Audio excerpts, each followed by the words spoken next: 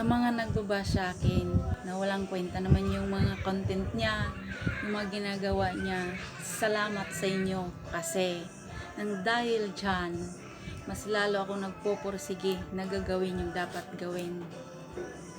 At saka bakit ako magpapadala sa inyo? Eh, sanay na to eh. Halos lahat ng pagsubok, dinaanan ko na.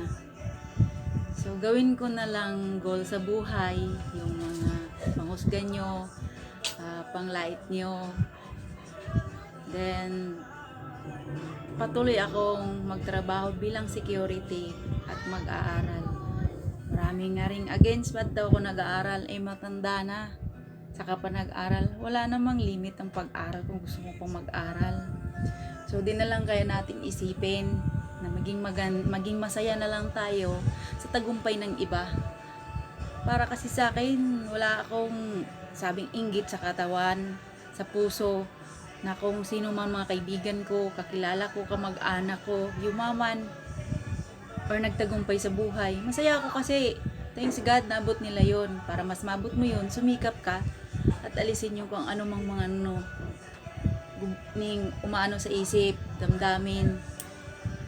So, salamat and thank you. Salamat, thank you, pareho lang yun eh. Ginoo.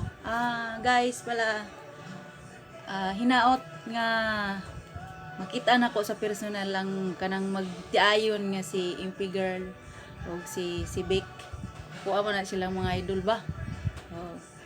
Naot magkita mi sa personal. Na ako nagpuyo diri sa Bicol, pero taga Mindanao ko. Nida ko nga walay mga nga ginikanan nga gidak-an nakapagtapos sa pag-eskwela. Hindi pa tapos. Nagpadayon pa. So dili na nako tason. Salamat sa mga baser, sa mga naglalait, sa mga content ko. Thank you so much. And God bless you all. I love you.